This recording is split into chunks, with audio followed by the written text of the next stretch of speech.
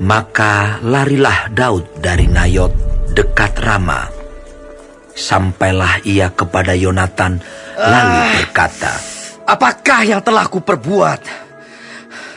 Apakah kesalahanku dan apakah dosaku terhadap ayahmu, sehingga ia ingin mencabut nyawaku?" Tetapi Yonatan berkata kepadanya, "Jauhlah yang demikian itu. Engkau tidak akan mati dibunuh. Ingatlah, ayahku tidak berbuat sesuatu, baik perkara besar maupun perkara kecil, dengan tidak menyatakannya kepadaku. Mengapa ayahku harus menyembunyikan perkara ini kepadaku? Tidak mungkin." Tetapi Daud menjawab, katanya, Ayahmu tahu benar bahwa engkau suka kepadaku. Sebab itu pikirnya, tidak boleh Yonatan mengetahui hal ini. Nanti ia bersusah hati. Namun, demi Tuhan yang hidup dan demi hidupmu, hanya satu langkah jaraknya antara aku dan maut."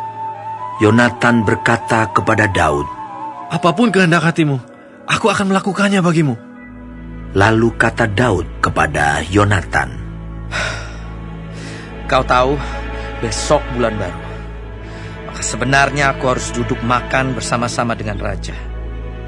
Jika engkau membiarkan aku pergi, maka aku akan bersembunyi di padang sampai lusa petang. Apabila ayahmu menanyakan aku, haruslah kau katakan, Daud telah meminta dengan sangat kepadaku untuk pergi dengan segera ke Betlehem, kotanya, karena di sana ada upacara pengorbanan tahunan bagi segenap kaumnya. Jika begini dikatakannya, baiklah, maka hambamu ini selamat. Tetapi jika amarahnya bangkit dengan segera, ketahuilah bahwa ia telah mengambil keputusan untuk mendatangkan celaka. Jika demikian, tunjukkanlah kesetiaanmu kepada hambamu ini, sebab engkau telah mengikat perjanjian di hadapan Tuhan dengan hambamu ini. Tetapi jika ada kesalahan padaku, engkau sendirilah membunuh aku. Mengapa engkau harus menyerahkan aku kepada ayahmu?" Tetapi jawab Yonatan, "Jauhlah yang demikian itu. Sebab jika aku ketahui dengan pasti bahwa ayahku telah mengambil keputusan untuk mendatangkan celaka kepadamu, masakan aku tidak memberitahukannya kepadamu?" Lalu bertanyalah Daud kepada Yonatan, "Siapakah yang akan memberitahukan kepadaku apabila ayahmu menjawab engkau dengan keras?" Kata Yonatan kepada Daud, "Marilah kita keluar ke padang." Maka keluarlah keduanya ke padang.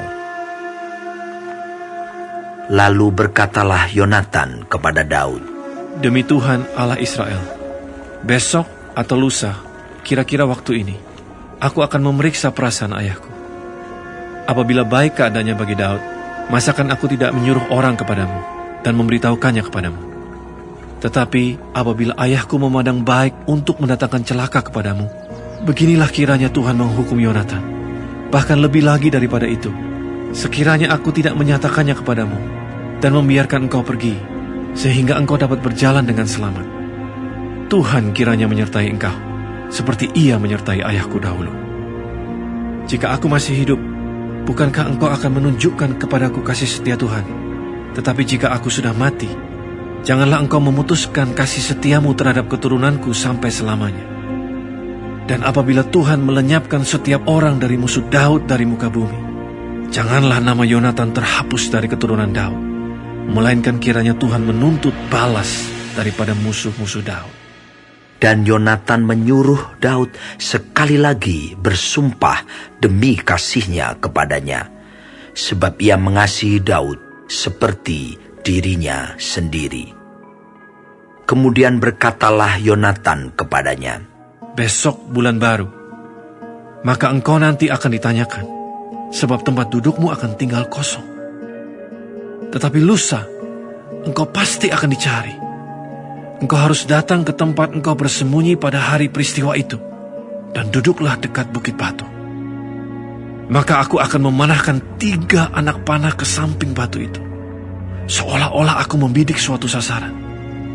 Dan ketahuilah, aku akan menyuruh bujangku, pergilah mencari anak-anak panah itu. Jika tegas ku katakan kepada bujang itu, lihat anak-anak panah itu lebih kemari. Ambillah, maka datanglah. Sebab demi Tuhan yang hidup, engkau selamat dan tidak ada bahaya apa-apa. Tetapi jika begini kukatakan kepada orang muda itu, lihat anak-anak panah itu lebih ke sana, maka pergilah, sebab Tuhan menyuruh engkau pergi. Tentang hal yang kita janjikan itu, antara aku dan engkau, sesungguhnya Tuhan ada di antara aku dan engkau sampai selamanya. Sesudah itu bersembunyilah Daud di padang. Ketika bulan baru tiba, duduklah raja pada meja untuk makan. Raja duduk di tempatnya seperti biasa, dekat dinding. Yonatan berhadapan dengan dia. Abner duduk di sisi Saul, tetapi tempat Daud tinggal kosong. Dan Saul tidak berkata apa-apa pada hari itu, sebab pikirnya, barangkali ada sesuatu yang terjadi kepadanya. Mungkin ia tidak tahir. Ya, tentu ia tidak tahir. Tetapi pada hari sesudah bulan baru itu, pada hari yang kedua, ketika tempat Daud masih tinggal kosong, bertanyalah Saul kepada Yonatan, anaknya. Mengapa anak Isai tidak datang makan, baik kemarin maupun hari ini? Jawab Yonatan kepada Saul, Daud telah meminta dengan sangat kepadaku untuk pergi ke Betlehem. Katanya, biarkanlah aku pergi, sebab ada upacara pengorbanan bagi kaum kami di kota. Dan saudara-saudaraku sendirilah yang memanggil aku. Oleh sebab itu, jika engkau mengasihi aku, berilah izin kepadaku untuk menengok saudara-saudaraku. Itulah sebabnya ia tidak datang ke perjamuan raja. Lalu bangkitlah amarah Saul kepada Yonatan, katanya kepadanya, Anak sundal yang kurang ajar, bukankah aku tahu bahwa engkau telah memilih pihak anak Isai, dan itu noda bagi kau sendiri dan bagi perut ibumu? Sebab sesungguhnya selama anak Isai itu hidup di muka bumi, engkau dan kerajaanmu tidak akan kokoh. Dan sekarang, suruhlah orang memanggil dan membawa dia kepadaku, sebab ia harus mati. Tetapi Yonatan menjawab Saul ayahnya itu, katanya kepadanya, Mengapa ia harus dibunuh? Apa yang dilakukannya?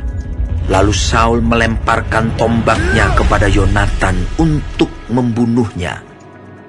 Maka tahulah Yonatan bahwa ayahnya telah mengambil keputusan untuk membunuh Daud. Sebab itu Yonatan bangkit dan meninggalkan perjamuan itu dengan kemarahan yang bernyala-nyala. Pada hari yang kedua bulan baru itu, ia tidak makan apa-apa. Sebab ia bersusah hati karena Daud, sebab ayahnya telah menghina Daud.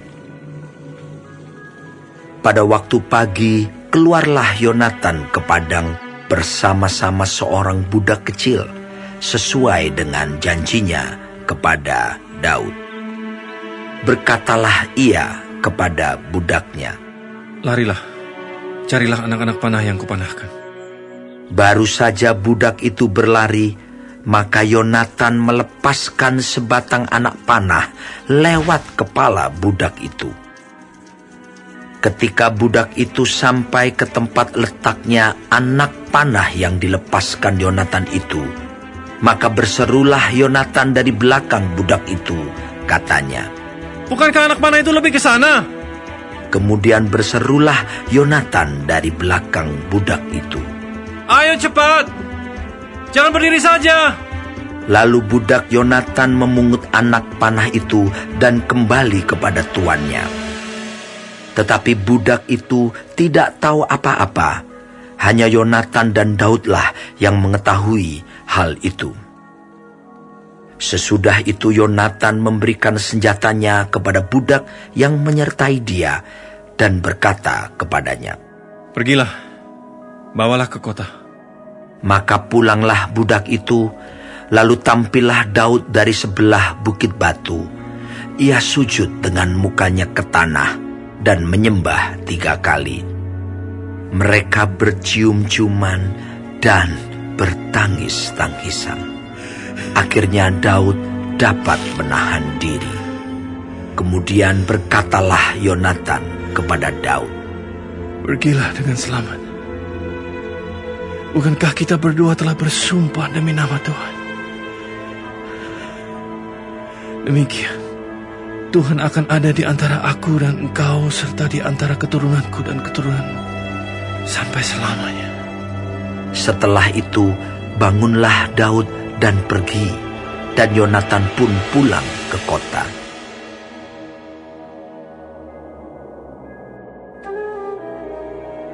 Sampailah Daud ke Nob kepada Ahimelech imam itu. Dengan gemetar Ahimelech pergi menemui Daud dan berkata kepadanya, Mengapa engkau seorang diri dan tidak ada orang bersama-sama dengan engkau? Jawab Daud kepada Imam Ahimelech, Raja menugaskan sesuatu kepadaku. Katanya kepadaku, siapapun juga tidak boleh mengetahui sesuatu dari hal yang kusuruh kepadamu dan yang kutugaskan kepadamu ini. Sebab itu, orang-orangku telah kusuruh pergi ke suatu tempat. Maka sekarang, apa yang ada padamu? Berikanlah kepadaku 5 roti atau apapun yang ada. Lalu jawab imam itu kepada Daud, Tidak ada roti biasa padaku, hanya roti kudus yang ada. Asal saja orang-orangmu itu menjaga diri terhadap perempuan. Daud menjawab imam itu, katanya kepadanya, Memang, kami tidak diperbolehkan bergaul dengan perempuan, seperti sedia kala apabila aku maju berperang. Tubuh orang-orangku itu tahir, sekalipun pada perjalanan biasa, apalagi pada hari ini, masing-masing mereka tahir tubuhnya. Lalu imam itu memberikan kepadanya roti kudus itu, karena tidak ada roti di sana kecuali roti sajian. Roti itu biasa diangkat orang dari hadapan Tuhan, supaya pada hari roti itu diambil, ditaruh lagi roti baru. Maka pada hari itu juga ada di sana salah seorang pegawai Saul yang dikhususkan melayani Tuhan, namanya Doeg, seorang Edom, pengawas atas gembala-gembala Saul. Berkatalah Daud kepada Ahimelech, Tidak adakah padamu di sini tombak atau pedang? Sebab baik pedangku maupun senjataku tidak dapat kubawa, karena perintah raja itu mendesak. Kemudian berkatalah imam itu, Pedang Goliat, orang Filistin, yang kau pukul kalah di lembah Tarbantin, itulah yang ada di sini, terbungkus dalam kain di belakang efod itu.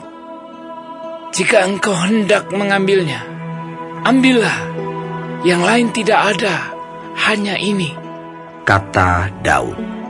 Tidak ada yang seperti itu. Berikanlah itu kepadaku. Kemudian bersiaplah Daud, dan larilah ia pada hari itu juga dari Saul. Sampailah ia kepada Akhis, raja kota Gad. Pegawai-pegawai Akhis berkata kepada tuannya, Bukankah ini Daud raja negeri itu? Bukankah tentang dia orang-orang menyanyi berbalas-balasan sambil menari-nari demikian?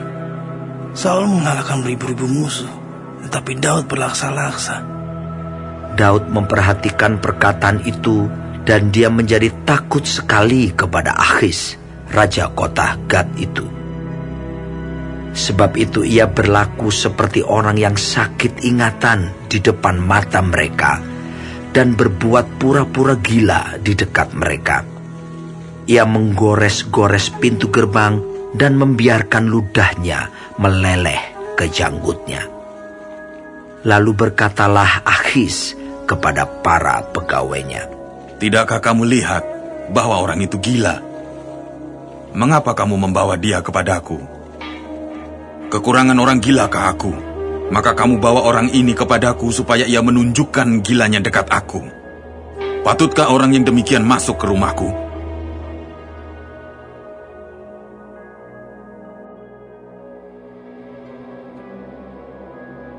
dari Daud.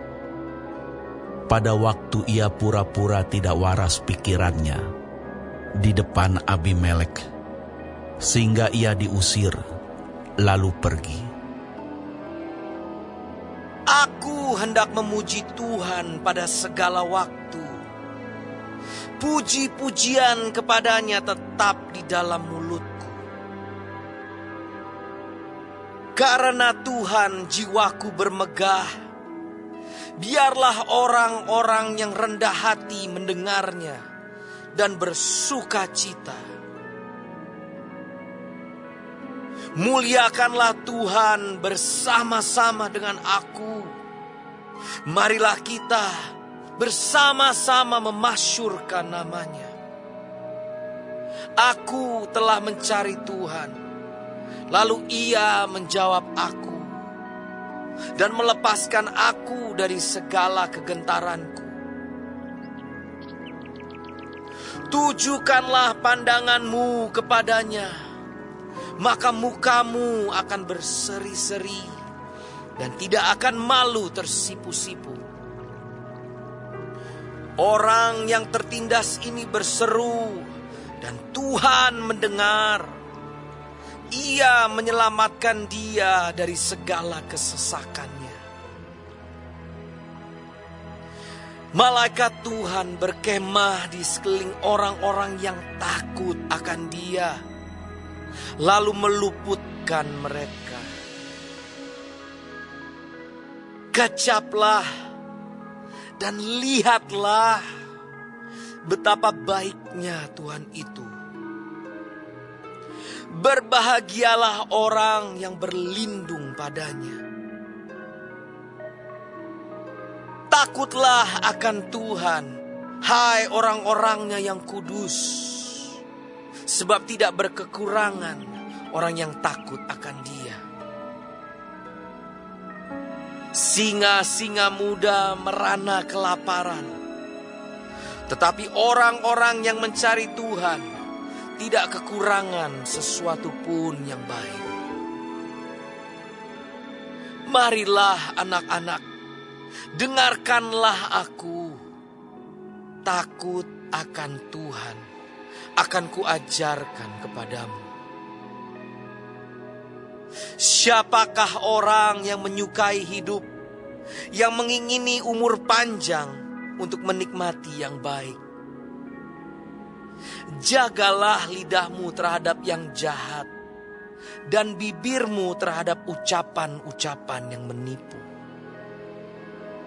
Jauhilah yang jahat dan lakukanlah yang baik. Carilah perdamaian dan berusahalah mendapatkannya. Mata Tuhan tertuju kepada orang-orang benar, dan telinganya kepada teriak mereka minta tolong. Wajah Tuhan menentang orang-orang yang berbuat jahat untuk melenyapkan ingatan kepada mereka dari muka bumi. Apabila orang-orang benar itu berseru-seru, maka Tuhan mendengar dan melepaskan mereka dari segala kesesakannya. Tuhan itu dekat kepada orang-orang yang patah hati, dan Ia menyelamatkan orang-orang yang remuk jiwanya. Kemalangan orang benar banyak, tetapi Tuhan melepaskan dia dari semuanya itu.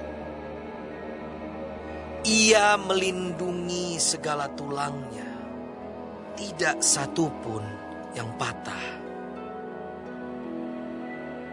Kemalangan akan mematikan orang fasik, dan siapa yang membenci orang benar akan menanggung hukuman. Tuhan membebaskan jiwa hamba-hambanya, dan semua orang yang berlindung padanya tidak akan menanggung hukuman.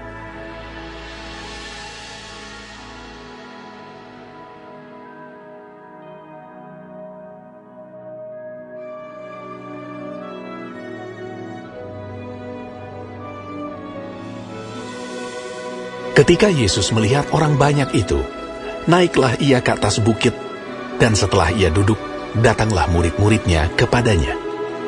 Maka Yesus pun mulai berbicara dan mengajar mereka.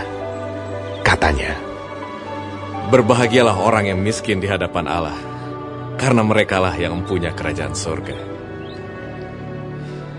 Berbahagialah orang yang berduka cita, karena mereka akan dihibur. Berbahagialah orang yang lemah lembut, karena mereka akan memiliki bumi. Dan berbahagialah orang yang lapar dan haus akan kebenaran, karena mereka akan dipuaskan. Berbahagialah orang yang murah hatinya, karena mereka akan beroleh kemurahan. Berbahagialah orang yang suci hatinya, karena mereka akan melihat Allah. Berbahagialah orang yang membawa damai, karena mereka akan disebut anak-anak Allah. Berbahagialah orang yang dianiaya oleh sebab kebenaran, karena merekalah yang mempunyai kerajaan surga. Berbahagialah kamu, jika karena aku kamu dicela dan dianiaya, dan kepadamu difitnahkan segala yang jahat. Bersukacita dan bergembiralah, karena upahmu besar di sorga, sebab demikian juga telah dianiaya nabi-nabi yang sebelum kamu. Kamu adalah garam dunia. Jika garam itu menjadi tawar, dengan apakah ia diasinkan? Tidak ada lagi gunanya, selain dibuang dan diinjak orang. Kamu adalah terang dunia. Kota yang terletak di atas gunung tidak mungkin tersembunyi. Lagi pula orang tidak menyalakan pelita lalu meletakkannya di bawah gantang, melainkan di atas kaki dian sehingga menerangi semua orang di dalam rumah itu. Demikianlah hendaknya terangmu bercahaya di depan orang, supaya mereka melihat perbuatanmu yang baik dan memuliakan Bapamu yang di sorga. Janganlah kamu menyangka bahwa aku datang untuk meniadakan hukum Taurat atau kitab para nabi. Aku datang bukan untuk meniadakannya, melainkan untuk menggenapinya. Karena aku berkata kepadamu, sesungguhnya selama belum lenyap langit dan bumi ini, satu iota atau satu titik pun tidak akan ditiadakan dari hukum Taurat sebelum semuanya terjadi. Karena itu, siapa yang meniadakan salah satu perintah hukum Taurat, sekalipun yang paling kecil, dan mengajarkannya demikian kepada orang lain, ia akan menduduki tempat yang paling rendah di dalam kerajaan surga. Tetapi siapa yang melakukan dan mengajarkan segala perintah-perintah hukum Taurat, ia akan menduduki tempat yang tinggi di dalam kerajaan surga. Maka aku berkata kepadamu, jika hidup keagamaanmu tidak lebih benar daripada hidup keagamaan ahli-ahli Taurat dan orang-orang Farisi, sesungguhnya kamu tidak akan masuk ke dalam kerajaan sorga. Kamu telah mendengar yang difirmankan kepada nenek moyang kita, jangan membunuh. Siapa yang membunuh harus dihukum. Tetapi aku berkata kepadamu, setiap orang yang marah terhadap saudaranya harus dihukum. Siapa yang berkata kepada saudaranya kafir harus dihadapkan ke mahkamah agama, dan siapa yang berkata jahil harus diserahkan ke dalam neraka yang menyala-nyala. Sebab itu, jika engkau mempersembahkan persembahanmu di atas mezbah, dan engkau teringat akan sesuatu yang ada di dalam hati saudaramu terhadap engkau, tinggalkanlah persembahanmu di depan mezbah itu, dan pergilah berdamai dahulu dengan saudaramu, lalu kembali untuk mempersembahkan persembahan itu.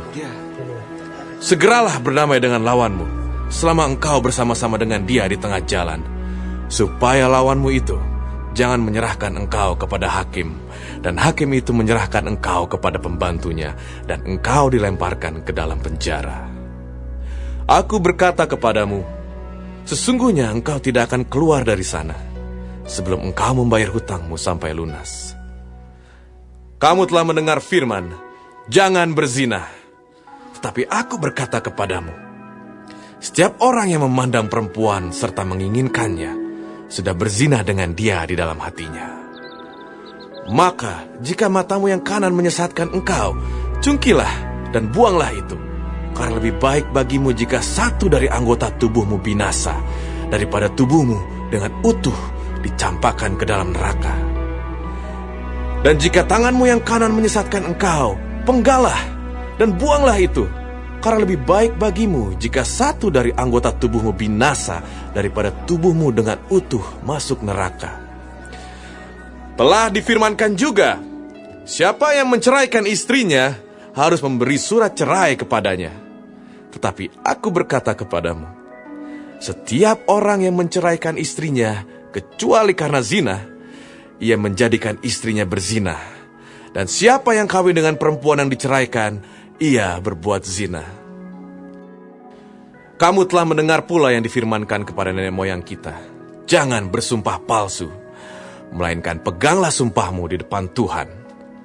Tetapi aku berkata kepadamu, janganlah sekali-kali bersumpah, baik demi langit, karena langit adalah tahta Allah, maupun demi bumi, karena bumi adalah tumpuan kakinya, ataupun demi Yerusalem, karena Yerusalem adalah kota raja besar.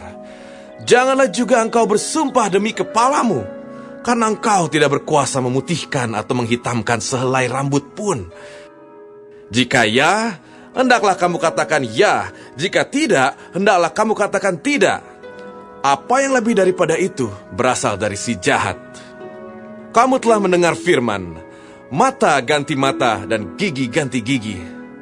Tetapi aku berkata kepadamu, janganlah kamu melawan orang yang berbuat jahat kepadamu. Melainkan siapapun yang menampar pipi kananmu, berilah juga kepadanya pipi kirimu. Dan kepada orang yang hendak mengadukan engkau karena mengingini bajumu, serahkanlah juga jubahmu. Dan siapapun yang memaksa engkau berjalan sejauh 1 mil, berjalanlah bersama dia sejauh 2 mil.